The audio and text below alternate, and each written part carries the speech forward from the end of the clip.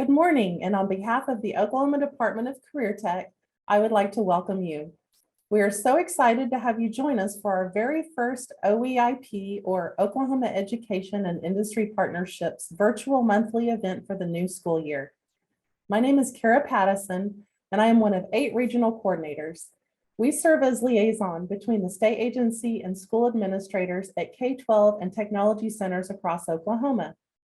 And speaking of our Oklahoma schools, if you're a teacher on today's session with your classroom, please type your name, school, and what class you're teaching in the chat so we can give you and your students a shout out here in a minute or two. While they're doing that, I would like to make a few introductions. Please give us a wave if I say your name. I have a few virtual OEIP team members on today that are working diligently both on screen and behind the scenes in order to make this event happen. My fellow regional coordinator, Brian Campbell, is here and primarily covers education administration in Northeastern Oklahoma. In addition, regional coordinator Lori Broyles is on, and she primarily covers workforce and economic development in Northeastern Oklahoma. Also, we have Kyla Trammell helping us out today. I'm so excited to introduce her because she is our agency's newest program specialist in the Business, Marketing, and IT Education, or BMIT division. She is also your first contact for software and gaming education and career tech IT programs across the state. Career tech staff from our regional coordinator group that are on our session today include me and Brian and Lori. Brian, do you see anybody else on today?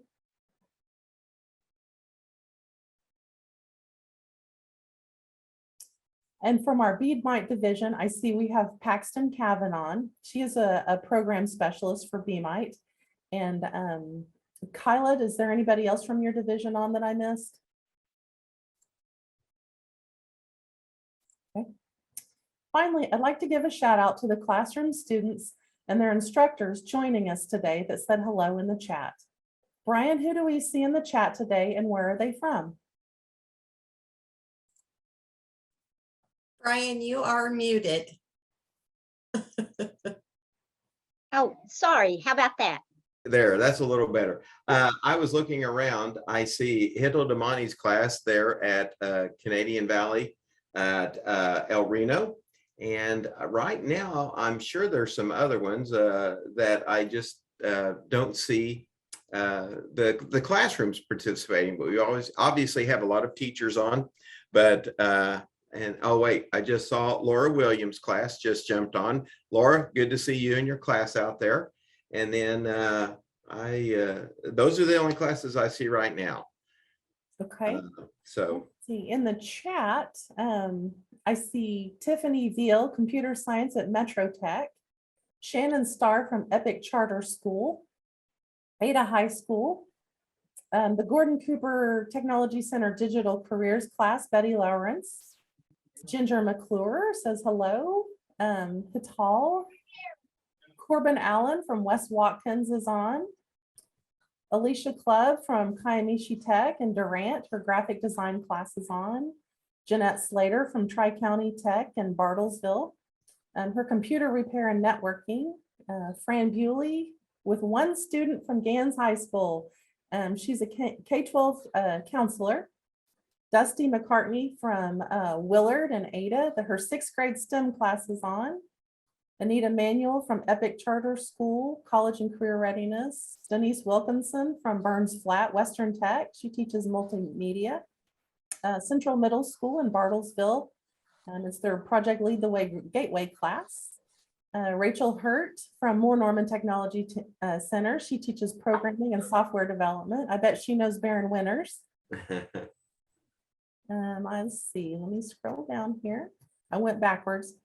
Jared Jackson and Sean Cusack from Northwest Technology Center. Angela Thornton from Indian Capital and Muskogee. Tammy Griggs from Tulsa Public Schools. Cordell High School's on. So we've got quite a few from all over the state. So welcome, we're so glad you're here.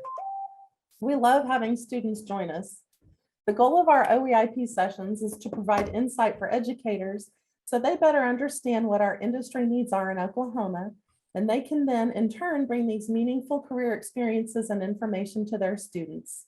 I would like to say that we could not host events like today's without our fantastic sponsors, and we would like to extend a huge thank you to them at this time. Brian, will you please announce our sponsors? I would be glad to do that. As you can see right now, our sponsors are listed there on the screen. And our sponsors are now always able to help us out and help us do these activities and events. And like Kara said, we couldn't do it without them.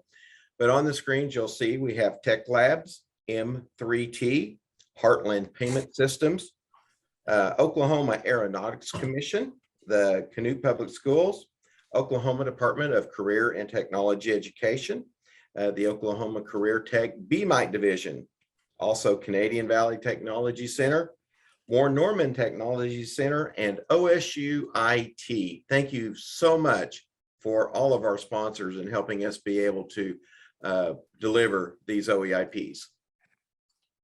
All right, thank you, Brian. Let's see, back on me. Because of this great group of sponsors, Kyla will be able to announce the name of 2 registered participants who are the lucky drawing winners at the end of today's session. So turn on your cameras and interact with us so we know you are here. And make sure you stay with us until the end to be considered for the prizes. And finally, before I introduce today's first speaker, I have 2 minor housekeeping items. First, if you have questions for a presenter, please type the question in the chat or hold on to it until the speaker is done with his presentation. We will pause after each speaker for a couple minutes and give you an opportunity to ask those questions, or Brian will read them aloud what you typed in the chat. And second, please know that we will share speakers' contact information, handouts, registration links for future sessions, and other relevant information via email after today's session ends. And now for the moment you've all been waiting for. Our first speaker is Dr. Barron Winters. He is an information technology instructor at Moore Norman Technology Center. A wealth of knowledge on all things IT, Dr. Winters is also an adjunct instructor for OSU IT in Okmulgee. He is going to tell us about careers in software and gaming and how students can become trained for them. Welcome, Dr. Winters. Thank you. I'd like to go ahead and share my screen here in a minute, but I want to thank Kara for inviting me, even though this is not my super expertise. I did consult with a co-worker. Her name is Miss Hurt, Rachel Hurt. She's our programming development specialist here at Moore Norman Tech, and she got me right on everything. So here we go.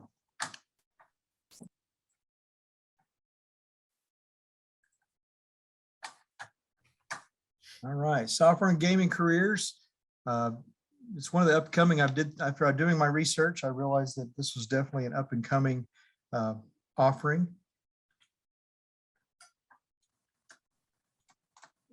One moment here, technical difficulties. All right, so 10 skills that I found that you need to become a video game designer. Of course, I'm not going to PowerPoint you to death here, but your primary things are time management, critical thinking, self-discipline should be added to this right here. With your programming knowledge, storytelling, that type of thing. And of course, being a cybersecurity expert, you definitely need to have knowledge of security. I always have to add that in there. This is some things that we do here at Career Tech, and I'm sure across the state, those of you who are thinking about offering this program.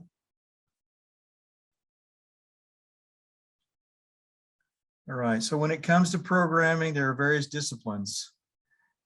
Excuse the heading there. So at school, they learn the soft skills, your basic principles in software development. Some people even study further to become the software engineer.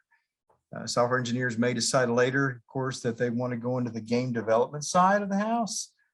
So one of the questions that I found out there is, can software engineers become game developers? And for you programming teachers and programming masters out there, you know that it's a transition, but it takes a want to, it takes a need to and a desire to be self-motivated sometimes. It says I found that a software engineer can become a game developer because basically they need to have they have familiarity with the C++ languages, their development, basically it's not just limited to the C++. I did find this out upon consulting with Ms. Hurt that the Unity and C#, they are the most common softwares and languages used for game development. I did not have that in my slide, but I wanted to make sure that I put that in there. Unity and C# are most common softwares for that. And they can use that for their development jobs. Software engineer may need to take a few more courses and to familiarize themselves with game development. Of course, if they take Unity and C#, then they'll definitely be on track for apps and things of that nature. Here's the gaming careers, just a short list of what I found whenever I was doing the research on this, the opportunities out there. Everything this has to do with game side, whether you do retail sales, your artists, animators, audio engineers, which you will work with, of course, if you're not one of those, writer, producer. And you can go to Indeed and just type in that. Video game jobs is what I looked up as far as software development jobs. That's what it came to, was the video game jobs. One thing interesting about this field that I did find is a lot of the times you make your own pay. As far as that goes, you can basically you get a job for someone else, but you, on the side note, let's look at the pay. The pay that I found here, how much do gaming software engineers make? This is just a big, broad variety. One of the things that you can find that lots of software game engineers, they start their own in their own time. I mean, at their own pace. I mean, once they're in school, sometimes they even start it while they're at home so that they're kind of getting things going, making ads. How many people make money off of ads? A lot, right? So, I mean, that's within the entire, not only security spectrum, but the IT spectrum, Windows spectrum, any small ads. I mean, if you start developing in your own time and making small apps to apply to other games, you can be working on several games at a time. So sometimes this scale of pay may be off a little bit as far as that goes. Wow, I have 15 minutes, and that's pretty much my last slide that I had put on here because this is not my super expertise. I do have time for questions. Sarah? Dr. Winters, I used to work with Dr. Winters at Moore Norman Technology Center, and he's a very interesting guy. And I would like for you to tell us how you got into your IT career and became a teacher, and where you got your start. Wow. Okay. So go back to the 80s and then forward. I mean, I was in the United States Army. I did communications computer systems for them, for the Air Force, the Sperry 1000, Sperry 2000. I've been a top secret security clearance guy pretty much my whole career, as long as I had a job that needed that. My own company, I mean, I started out as a Unix Go guy, DOS guy. Windows was invented a long time in there. And so I became a Windows person, but pretty much COBOL, linker, compiler, basic, card reader, punch interpreters, and so on and so forth. Fast forward to the 90s when the sound barrier finally got broken, 56K modems came, and then of course broadband shortly after that. So I've been around for a few years. I left Dell Computers in 2010. I was going to be the vice president of managed security systems and services for Dell, and I got passed over for that, which was a blessing because I became to Career Tech. First one I worked at was Mid-America Technology Center down in Wayne, Oklahoma. I actually started their cybersecurity program, and at the same time working on my college and getting more credentials to do all this. And then lo and behold, in 2014, I put in to come to Moore Norman Technology Center, and this has been my home now for 8 years. Teaching, going from Dell to teaching was amazing. I can't say Career Tech is just, I mean, I was in the biggest Career Tech there ever was. It was called the Army. They taught me like 260 jobs in 2 months. So that's my story in a nutshell as far as that goes. Well, our chat is blowing up with questions for you. So Okay. Brian, do you want to ask those questions? Sure. The first question comes from Sarah Collins. She wants to know, what languages did you say were the most important for app development? Hey, after I consulted with programming teachers, I was told that Unity, UNITY, and C#, which is C and the pound sign, they're the most common software and language used for game development. Very good. Another question here. This comes from Tiffanyville. And she asked if there are any specific industry certifications that employees or employers are looking for. From what I was told, basically when I asked that same question, was that they're looking for self-starters, self-motivated people, those that are willing to take on new challenges or pick up different development languages if need be. If you're stuck in a hole with, hey, I only do this one thing, I was told that that was the biggest stopper in this career field. Okay, thank you very much. We love the questions. So if you guys continue to have questions as we go forward, please send them in. But that's all we have right now, Kara. I've got one that came directly to me from Fran Bewley, and she's asked Barron, what colleges offer scholarships for this area? I know that OSUIT has some. Rose State College, I believe, has a few. OU does, but OU has its own gaming department. I mean, you know, as far as a four-year college goes, but if you just want to kind of stick your feet in to get them kind of your toes damp. I know that Career Tech has several, they have several, what's it called? Tuition assistance, or like TA, where they take care of that if you're in the Promise, the OK Promise. I think all career techs that have programming in them have some of that opportunities. When you're talking about scholarships, are you talking about for older folks, you know, that are out of high school? That's my question to whoever. To Fran. Because it's hard to find scholarships for older people like me. I know. She said high school seniors. Okay, high school seniors. Like I said, the Promise is out there for you to use. I still know that. But as far as pure gaming scholarships, I do not know. I could ask Rachel. She's on here. Rachel, hop in if you'd like. While she's getting on, Angela Thornton, she asked, what about the writing and producing element? What experience and or education or certification for this?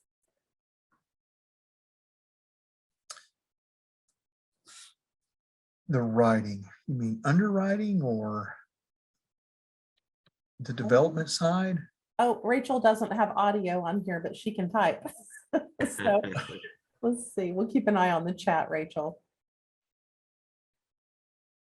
Let's see, Fran Bewley said CASC Poto has started a program. Okay. Rachel also commented that UCO recently started a game design degree program. Great. Thank you. And then, Thank you, Rachel. Angela Thornton said the slide mentioned writing and producing. Barron, during your presentation, did you have anything to expand on that? Okay, the career fields. One moment, please. You're good. You're good. Sometimes it's hard to go backwards.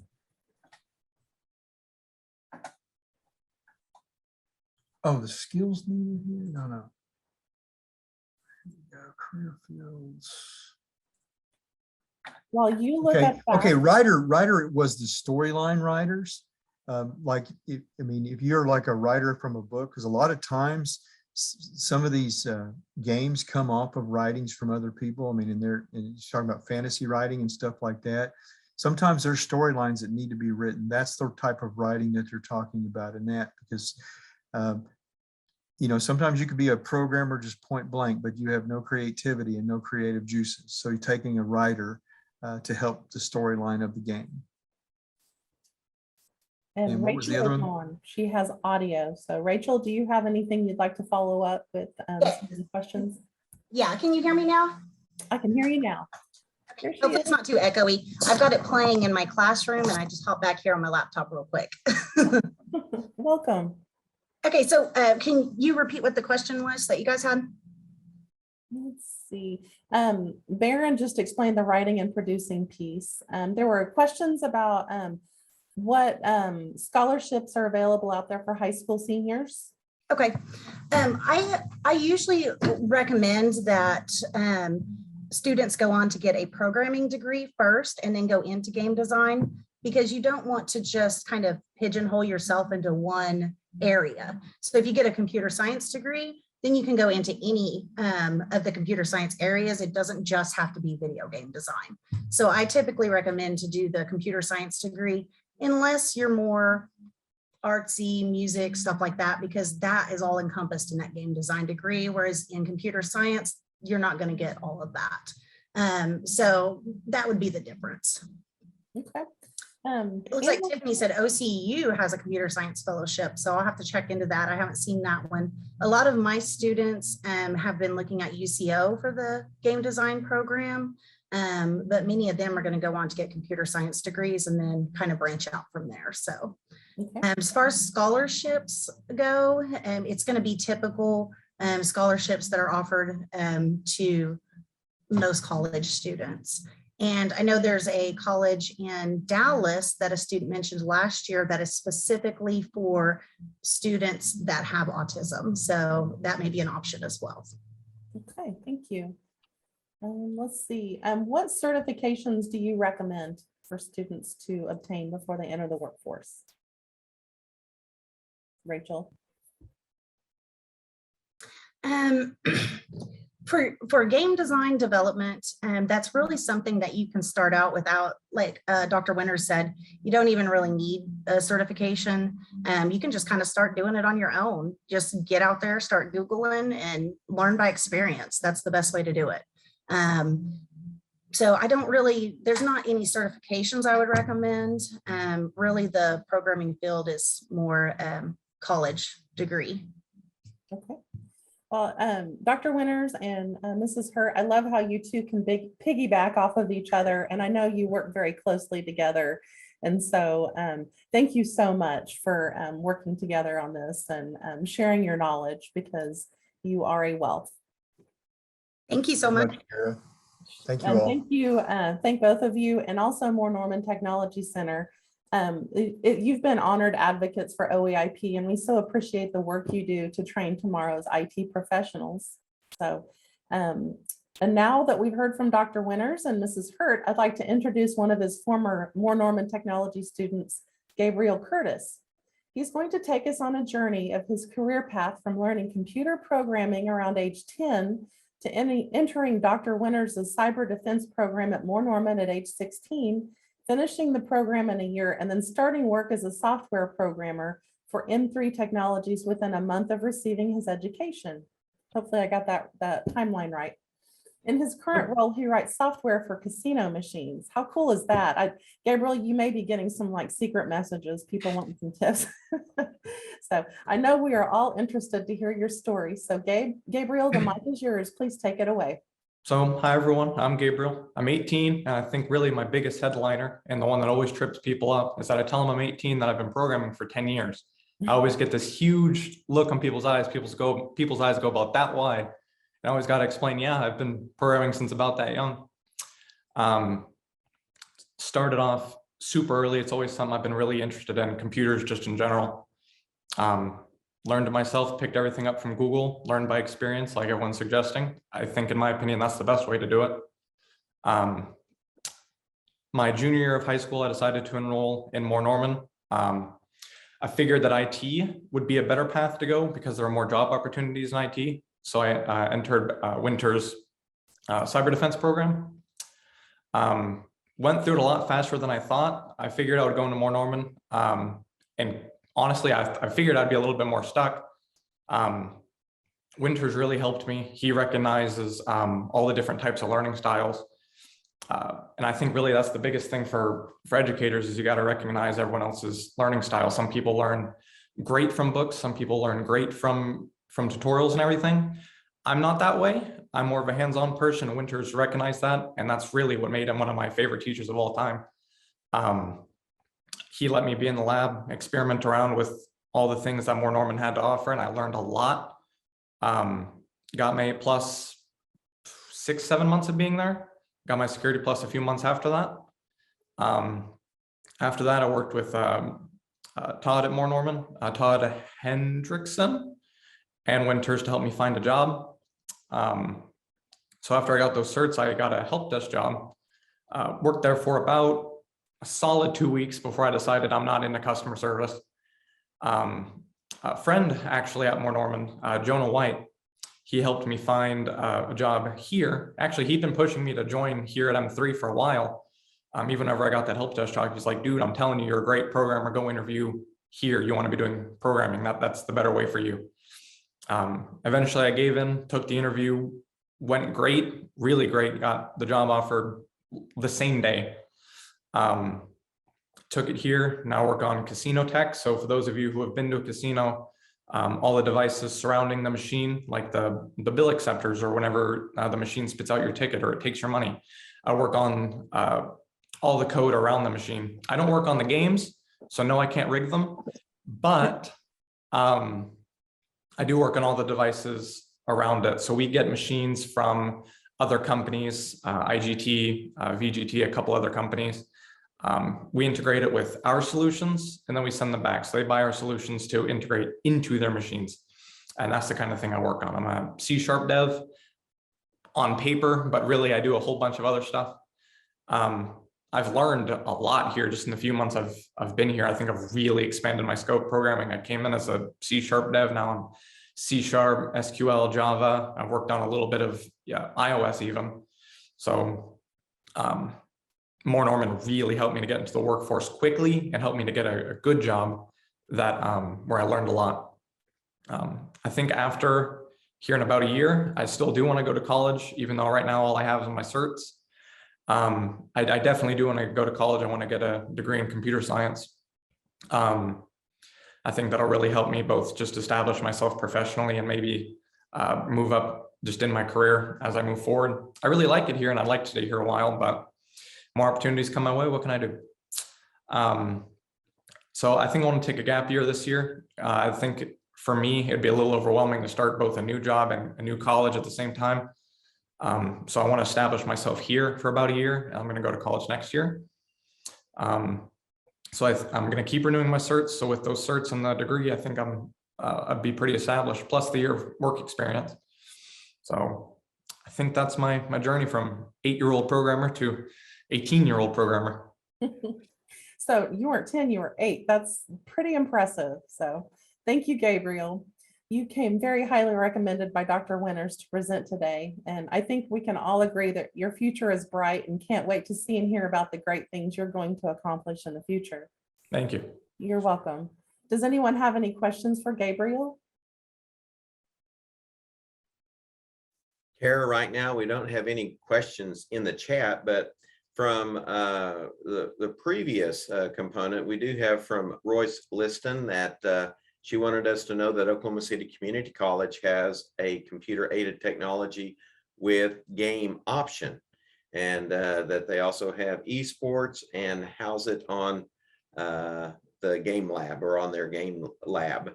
And then the question just popped up, Gabriel, where do you want to go to college?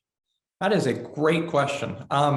So I've looked at a few different places. Originally, I thought OSU IT, and that's still definitely on the table, but I think I'd like to go somewhere where I can do it fully online so I can still maintain being full-time here and go to college. I think that'd be best for me because I really do like my job, and but I still need to go to college. So I want to maximize how long I'm here, but still want to get my education and somewhere online. So SNHU, I've looked at WGU, I know OSU, OU, OSU IT, those have a whole bunch of online programs. So I think those are all great options. Yeah, and I'm sure any of those schools will be glad to have you in their program if you've been programming since the age of 8. We do have a comment from Petra about just complimenting you on your awesome journey. And thanks for sharing, and especially pointing out the educators recognizing learning styles, and that's so important. And then a few other comments. Rachel wanted to put in there that esports are great. Southwestern Oklahoma State University has a team as well. And Gabriel, how did you prepare for the interview process? Well, honestly, in the same way I prepared for this presentation, I thought about what I wanted to say, and I kind of created a script in my mind. I didn't put anything on paper. I didn't really practice much. The thing about an interview for me is that I view it as more of a Q&A than actually explaining myself. Explaining myself, that's all on the paper, that's all on the resume. So they'll read the resume and they'll go through and ask their questions. They're trying to find out if I'm a good fit for them. So they're the one asking the questions. I'll answer their questions the best of my ability. I think really the important thing, and where a lot of people trip up, is not like panicking. If they ask you a question, do you know this, this, and that? No, I don't. Yes, I do. I mean, even in my interview, there were probably 7 or 8 points where they asked, do you know anything about this? And I say, nope, never touched it, not in my life. And I still got the job, same day. The biggest thing is honesty. I think when people talk themselves up, that's fine. But if you try to embellish or over exaggerate, that's a bad thing. I wouldn't do that. You just got to be honest. You got to represent your abilities accurately. You can add in a bunch of stuff. For your resume, you got to put in a whole bunch of soft skills. If you know something that could even remotely relate to the job, I would do it. Like, for example, on my resume, I put down that I can do graphic design. I'm pretty good at Photoshop and Adobe Illustrator. And I've used it a couple times here. I never thought I would, but making splash screens, logos, those are all things that come into play. Those little things that you think aren't going to be important could be important. Put down everything you think might be relevant. Great job, Gabriel. We've had a couple of comments coming in just complimenting you on your poise and your expertise, and a great communicator. You did a fantastic job. Looking at this, some more comments about University of Oklahoma has scholarships for esports competitors and various degrees such as computer science and journalism. And then Lori wanted to be sure and add this: what are the personal skills that have helped you in the program and your work? Well, personal skills. I will touch on that while I'm thinking about it, but first I want to go over hurdles that I got through. When I walked into Moore Norman, I had a whole bunch of high school before that, and I took, and this isn't an over exaggeration, I took literally every computer class in my high school. There were no more computer classes for me to take. They were all exhausted. And I breezed through all of those. So coming out of high school, acing all these computer classes, I thought, man, I don't feel like I have a lot left to learn. All these classes failed me. They haven't taught me a whole bunch. They're breezy. So I think one of the biggest hurdles that I had to go through getting through Moore Norman is kind of realizing that, no, I don't know everything. There's still a whole bunch to learn. Moore Norman kind of threw me a curveball. Like, there's a whole bunch of stuff high school didn't teach me. So I think touching on personal skills, a personal skill that I had to adapt is learning from other people. I had to realize there were people smarter than me. There were people that knew different topics than me, and I had to learn to absorb it instead of just assuming that, oh, this is going to be easy because it's tech and I know tech. I think another big thing, especially in programming and in work specifically, is organization, because at least here, I'll get a whole bunch of projects, a whole bunch of different things, and it becomes hard to track. I'll get 1 or 2 projects at the same time. I'll focus on one and I'll forget the other exists. So I gotta write everything down. I use a service called Trello. You can separate out everything into groups to do in the future, stuff like that. So organization's big in programming, especially since there's so many elements to the programs you work on. You gotta really be good at organizing and documenting everything. That's another big annoyance of programming, is when you don't get documentation, they tell you just to do this, work on it, and you don't get paper. You don't want to be that person. You got to provide people with the information they need. So I guess the personal skill that would tie to is making sure you record everything you do. So you got to think about other people whenever you're working. You write something, you can't assume that somebody's going to pick it up and know exactly where you left off, know exactly what you wrote. You have to put it on paper. You got to make sure other people understand what to do. Gabriel, you mentioned two things in what you were just sharing with us. The first one was honesty, and the second one was organizational skills. I think those are great characteristics any of us could have. So thank you for sharing that. Absolutely. Kara, that's all the questions or comments we have in the chat right now. Okay. Well, Gabriel, if you get a moment before you hop off, he's got to go back to work, guys. Before you hop off, you might want to read the chat. Your friends at Moore Norman, your former teachers and administrators and counselors, they sent you some really nice messages. So you might want to hop on and read those. So thank you for those messages in the chat.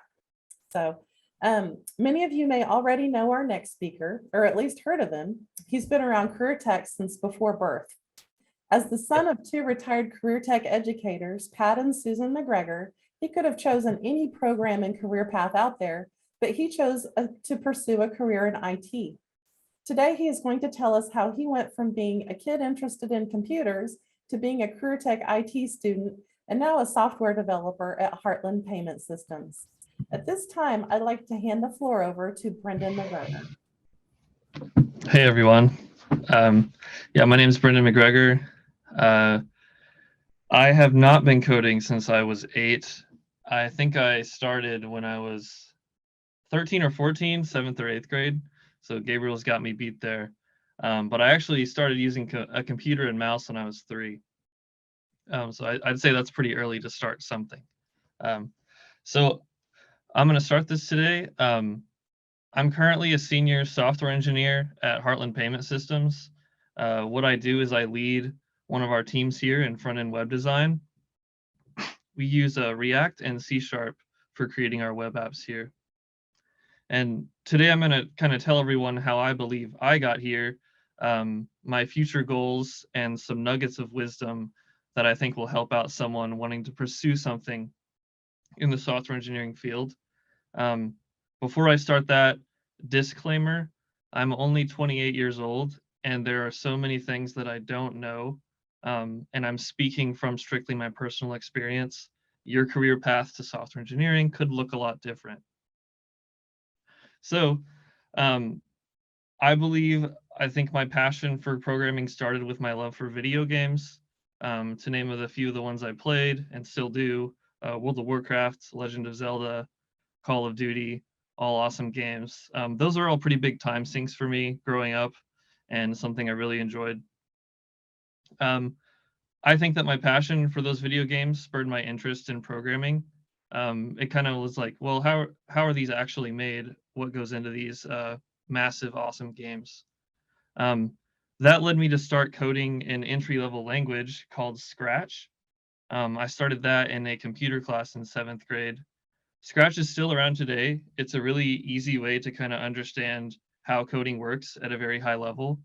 You kind of drag around blocks on the screen to make characters move or for the computer to do some task. And it's free, scratch.mit.edu. So come high school, I had kind of tapered off my coding skills, not really focused on it for a while. And then those got reignited when we took the Career Tech Tour Day, where you go to a career tech near your high school and kind of see what it's about, what programs you may be interested in. And I remember going to Damani's class, kind of hearing about what his programming teaches, his course teaches. And there was a senior student, and he was just kind of coding in a text editor, and he was like, watch this.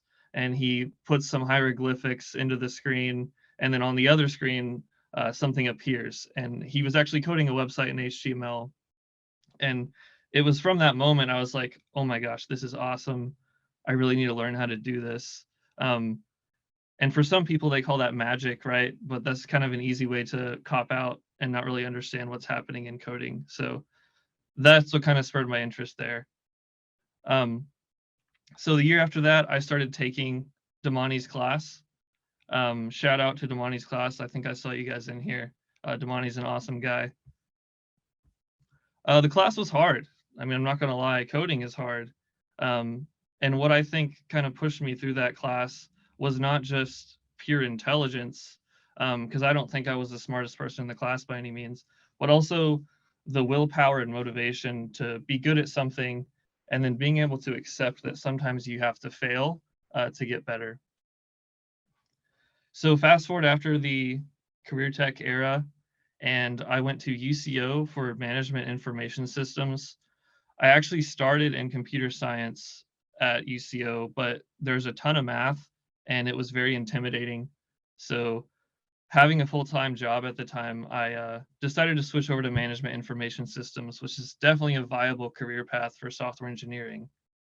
It was through a class at UCO, I got a job at the health department to develop some websites.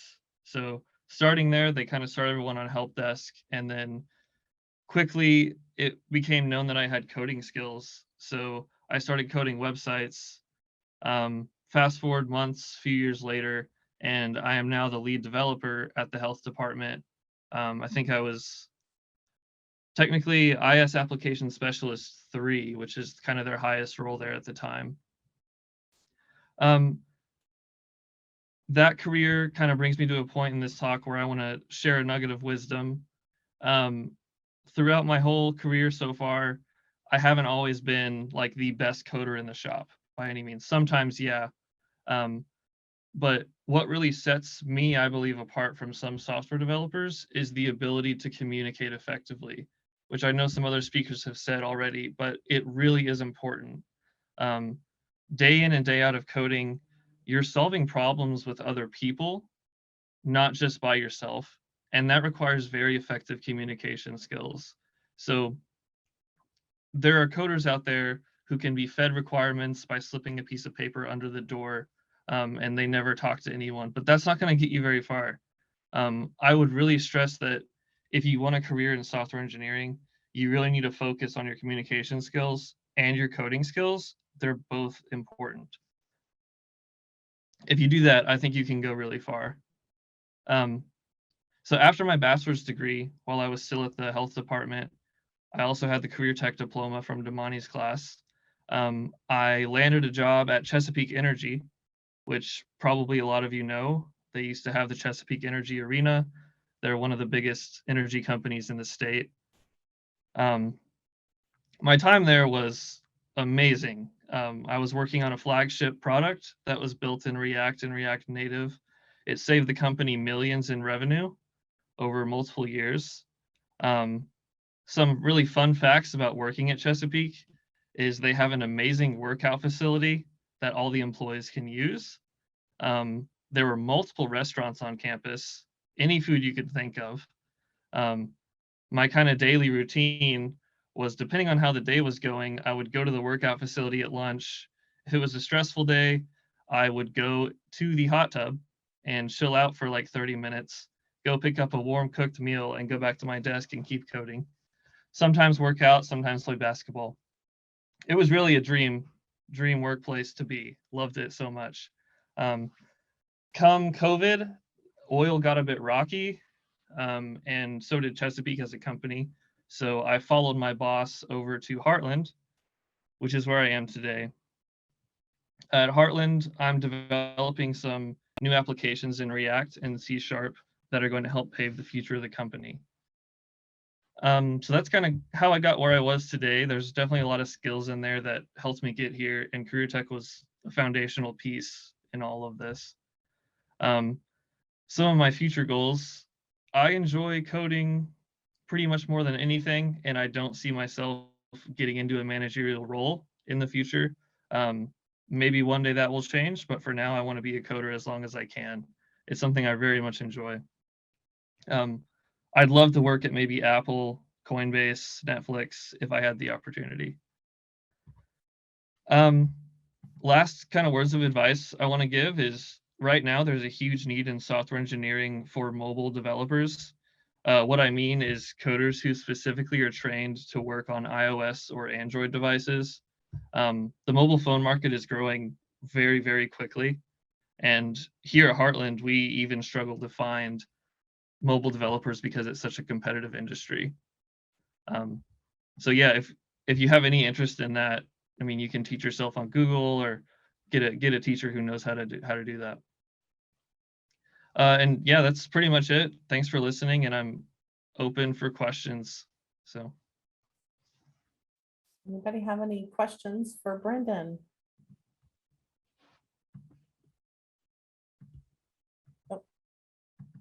Oh. Rachel Hurt said, can you repeat where you work? Heartland, ... yeah, sorry. So Heartland is Heartland Payment Systems. We're kind of over on Automobile Alley in Oklahoma City. Heartland Payment Systems is kind of like Square, if you've heard of Square to take credit cards. And Heartland has multiple customers like 7-Eleven, Burger King, to name a few. Whenever you swipe your credit card at those places, Heartland is involved in that process. We process everything from, where's your funds coming from to where does it go to for the vendor. So that we do payroll, and a few other things to kind of just help people run businesses. Hope that answers your question. Is there anything else out there, Brian? At this time, there is not. I know that at the beginning or some of the time you mentioned Mr. Damani's class, and yes, his class, and he are online and joining us today. So we're certainly glad to have them as well. Okay. Yeah. Well, Bryndon, thank you so much. You came very highly recommended by your former Canadian Valley Technology Center IT instructor, Hital Damani, and I can see why. Shout out to Hital for giving Bryndon his start in an IT career. I see Mr. Damani's class on today, so I know they're listening and they're probably taking notes on where to apply for jobs when they're done, Bryndon. So thank you for that. Awesome. All right, our final speaker will be the Canute Public Schools Director of Technology, Mr. Brian Morris. He is doing some interesting things at Canute, and we're excited to hear about them. In addition, he's going to talk briefly about the esports team at Canute and his roles in that area. Mr. Morris, take it away. Thank you, Kara. I appreciate the invite today. I'm going to share my screen real quick with everybody. And I have to say, this has been pretty informative for just me being a tech director. I've been in K-12 education now for 10 years. This is my 10th year of education. And I have to say, hearing some of the stories today is absolutely fantastic, especially with what we're doing, our side here for esports and everything. So my name is Brian Morris. A little bit about me. In 1988, I was born in Hobart, Oklahoma. I was born and raised there. In 91, my parents owned an arcade and dance hall for local teens and adults. So at 3 years old, I got my first exposure to video games. Absolutely loved it. My first game I ever played was Street Fighter. And all the high school kids would come in, and every single day I would sit there with a pocket full of quarters and literally beat these high school kids. And it was the best thing ever growing up. In 93, my parents unfortunately sold the arcade, opened a restaurant. So from 93 to 2003, I was raised in a restaurant. I got that firsthand experience running a cash register, busting tables, learning how to cook, prepping all the food, everything with them. So that was a great experience. And then in 2003, when we did sell it, they opened up a satellite business. So I actually went to work for DirecTV and Dish Network with my dad. Did a lot of satellite installs for people all around Oklahoma, Texas, Arkansas, Kansas, those places. In 2007, I wound up graduating with honors from Hobart High School. I moved off to become a meteorologist at the University of Oklahoma. However, life had different plans for me. So in 2008, I came back to help my parents. I decided I need to be closer to home. In 2009, I got my associate's degree from Western Oklahoma State College in social sciences. In 2012, I graduated from Southwestern Oklahoma State University with a bachelor's in history education. And in 2013, I accepted my very first teaching position at Sayre, Oklahoma, teaching 8th grade U.S. history. And I will recommend, as a first-year teacher, and hopefully that's changed, find somebody that is a veteran teacher and really latch onto them, because you as a first-year teacher, you really need that help. 2016, I graduated from Texas Tech while working at Sayre. I got my master's degree in instructional technology design. 2019, I moved schools from Sayre to teach at Canute. And that's where I am now. I created the very first esports league in Western Oklahoma, known as Western Oklahoma Esports. 2020, obviously, COVID hit. And then in 2021, we rebranded our league to Oklahoma Scholastic Esports, held the first in-person state championship for high school for esports at Southwestern Oklahoma State, had 700 people in attendance and 10,000 people online. Absolutely insane. So here's our current status of esports in Oklahoma. We are way further ahead than any other state out there. The only other state that may be a little bit ahead of us is probably New Jersey. In fact, at the big trade show that they just recently had up there in Chicago, Illinois, Oklahoma was listed as the #3 state for esports, and that includes K-12, that includes collegiate, and even professional. So that is a huge undertaking. We've taken off tremendously. There's 3 leagues in the state. There's Oklahoma Scholastic Esports, which is our league. There's OSSAA, and there's OESL. Collegiate is flourishing. Almost every collegiate program in the state of Oklahoma has a esports program or some form of an esports program. University of Oklahoma is a true esports program, and what I mean by that is they are the one that has a D1 college, like, whole entire campus, like, basically surrounding the esports side of it. They have 6 different pillars that they go underneath. It is tremendous what OU is doing. OSU has an esports program as well. But the thing is with them, it's kind of split. It's not in one area where it is like with OU. And OU, they have one big area dedicated just to esports, and more of that coming soon. Technology centers are starting to get involved, which is huge. You know, we've had conversations with Green Country. We've had some of the conversations in email with Northwest Tech Center as well. So I mean, those folks are starting to get involved with esports, which is huge, and we want that to continue. You know, because we want to see that evolve for everybody. We also have a true path to industry in our state, and that means you literally could jump into esports, and then from esports jump straight into a job, or you can go straight into a collegiate degree. There's so many things revolving around the word esports that people don't understand. They think it's just competitive video gaming. It's not really just competitive video gaming. There's so much more to it, and I'll explain a little bit more about that here in a minute. Academic success and growth in schools are showing a huge upward trend because of esports. And at Canute, our attendance rate has increased overall, and our ineligible list has dropped from 2 to 3 pages down to 1, with typically 1 or 2 students on it. When I first got there, before we started this program, we literally had 3 pages, like literally a week full of kiddos on the ineligible list. I mean, we had probably about 20 to 25 kids on there. And because we have added esports, now our attendance has increased, our academic performance has increased, and all of that, and it's huge. I mean, like I said, we went from 3 pages down to 1, and it's barely anything on there. It's like a quarter of a page. These are some of the careers related to esports. We can share this with you guys. This is a lot of different stuff here. If you look, you have your administration, business, sales, marketing, communication, information technology, events organization, media, entertainment, education, broadcast, legal, there's sports performance, health management. I mean, all these different careers, game support and developments down there at the bottom. You have all these different careers that are actually attached to esports. And that's the thing is when people say the word esports, they automatically think it's just the video gaming side, but there's so much more to it. You know, you like I said, you have services, you know, for apparel provider, you know, maybe you create jerseys for somebody, or maybe you create logos for somebody.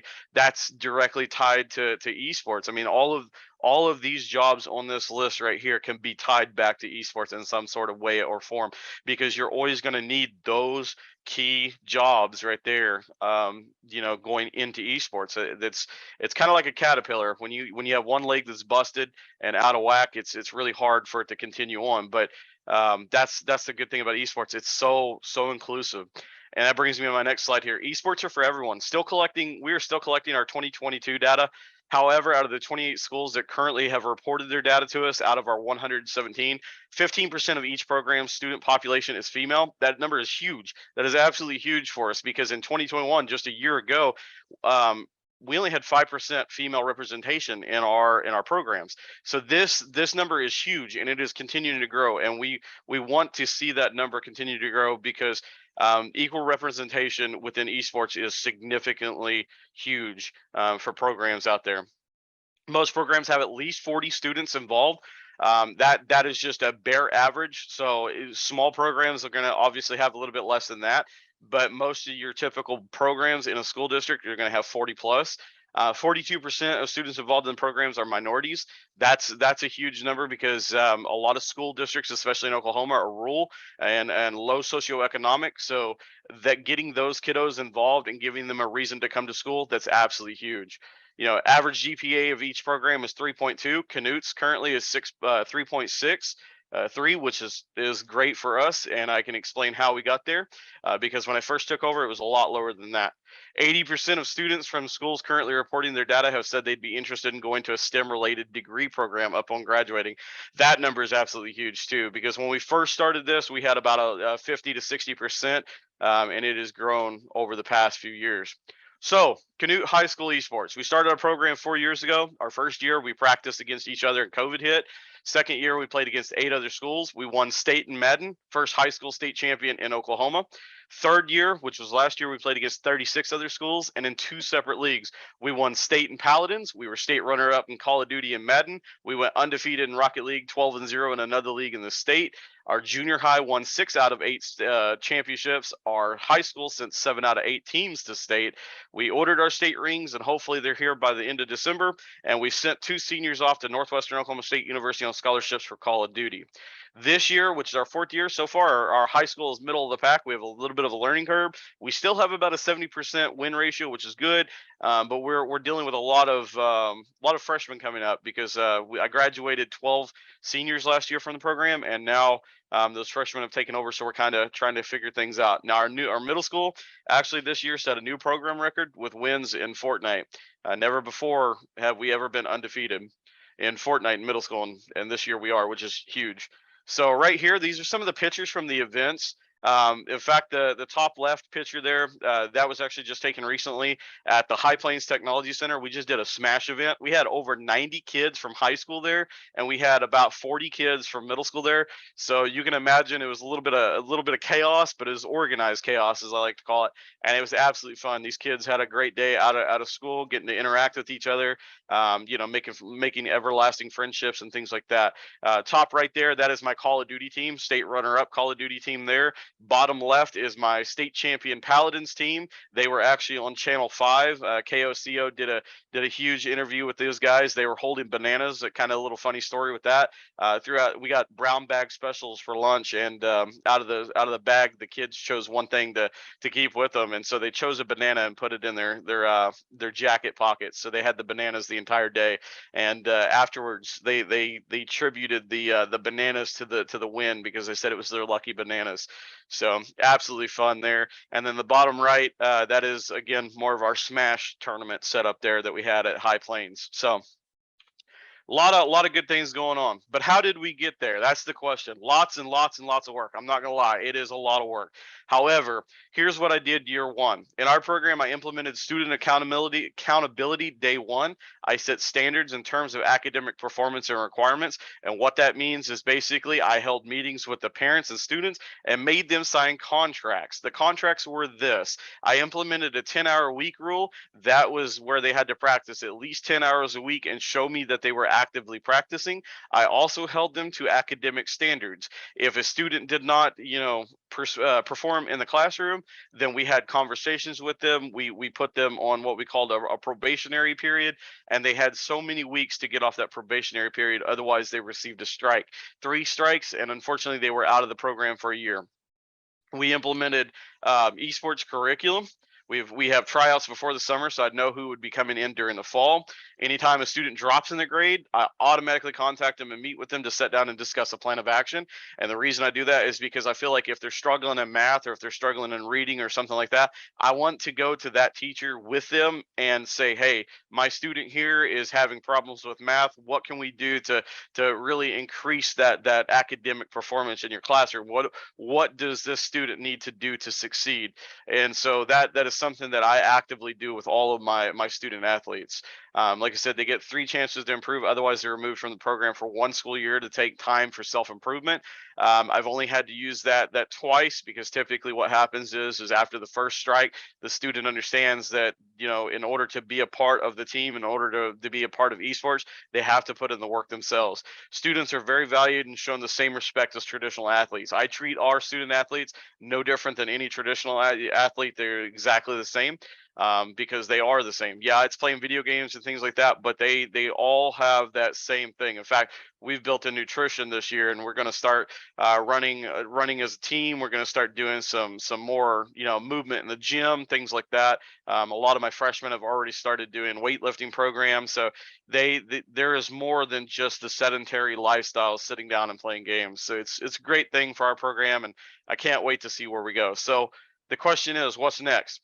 Personally, I'd love to build an actual arena for esports at Canute. That way we can host festivals and tournaments and invite other schools into our district to see what they can do at their sites as well. More student-led activities. Lawton Public Schools does a great job of this with their esports program. They broadcast, they help coach, they run tournaments, they organize, they design things for their program. Everything at Lawton, they have a head coach, but everything at Lawton is really student-led, and it is fantastic. The students are doing all of those great things. And it's absolutely fantastic what is going on down there. In fact, there's a video going around on Lawton Public Schools Facebook. If you guys have Facebook, jump on there. You can see it in action, and it is absolutely amazing.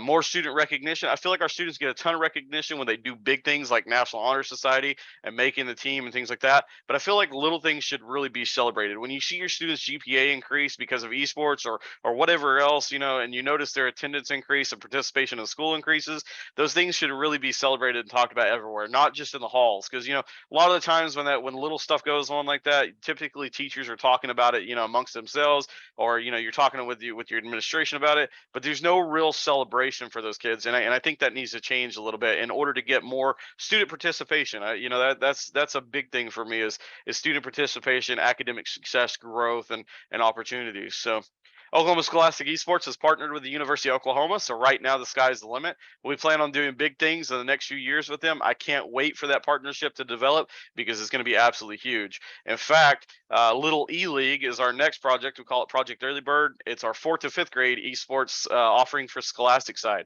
So we will start that this spring. We'll do a little test run with it, and pretty excited about adding 4th and 5th grade to it. So with that being said, thank you guys for the opportunity to speak to you today. Thank you for listening. Oklahoma is known as the Sooner State for a reason, and esports is absolutely no different. If you'd like to find out more about Oklahoma Scholastic Esports, you can visit us there at our website or on Twitter at Esports Oklahoma. Or if you'd like to find out more about Canute Esports, please visit us there at canuteschools.org or on Twitter at Canute Esports. You can jump on there and find us, and it's great stuff. I could actually talk the entire day about this stuff, but I'm not. Hey, Brian, we do have a couple of questions in the chat. The first one is, do you see, and I really appreciated this question because it does seem to be pretty relevant in our society today. Do you see any problems with offering realistic shooting games such as COD or Call of Duty in light of today's school safety environment? So the one thing about us is we've done a lot of research about these things. There's no conclusive evidence, even from Harvard, to state that there's actually gun violence issues or violence issues in general relating to video games. Typically, it is a student problem. It is problems that have divulged because they play these games at home with absolutely no supervision. Esports, especially Scholastic Esports, has a supervision element built into it because you have a coach, you have somebody watching what they're doing, you have someone dealing with the toxicity, you have someone dealing with all of the nuances that come with those type of games. Though the one thing I will say is that every turn of the wheel, so to speak, we have a form that we actually send out to the parents, and it is they're actually school board approved as well. We have over 37 schools that have approved this through their school boards, a form that states, hey, they are playing Call of Duty at these times, this person is responsible for this team, and it goes through the entire guidelines, and the school boards have approved those. And so once those are on file with the school, they know that these are the rules and regulations regarding Call of Duty.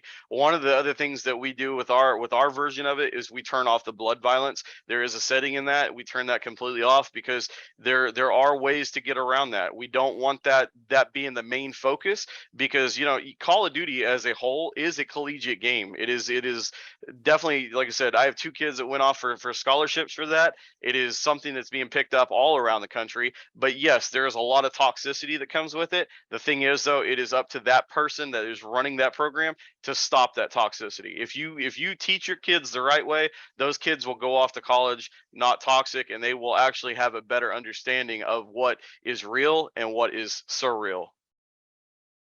Okay. And I don't know if this was included in your documents or not, but Emily was asking if you could share with us your academic performance and requirements documents. I definitely can. I can get that to you guys and we can share that. I have it actually in a Google Drive because I have a code of conduct that I use with it, and it actually goes through that whole entire setup. So yep, we can definitely do that. Okay, thank you so much. Appreciate that. All right, well, Brian, based on your background, I know who I'm not playing Jeopardy against, and that's you. You know a lot about so many subjects. Thank you for sharing what Canute Public Schools is doing to prepare students for careers in software and gaming. It's always so informative to hear firsthand what is happening in our K-12 classrooms and learn about the world of esports, so thank you. How quickly our time together has flown today. These industry speakers have shared great information and have shown us not only how to pursue software and gaming careers, but also how teachers can help students achieve those dreams. Before we end this session for the day, we are excited to be able to offer 2 gift cards. Kyla, who are our drawing winners? Our first, excuse me, our first drawing winner is Dusty McCartney. And the second one is Laura Williams from Bartlesville. So congratulations, you guys. Well, congratulations, Dusty and Laura. Your gift cards will be in the mail soon. Thank you so much to Dr. Barron Winters, Rachel Hurt, Gabriel Curtis, Bryndon McGregor, and Mr. Brian Morris. We appreciate you for sharing your experience and knowledge, as well as supporting Career Tech.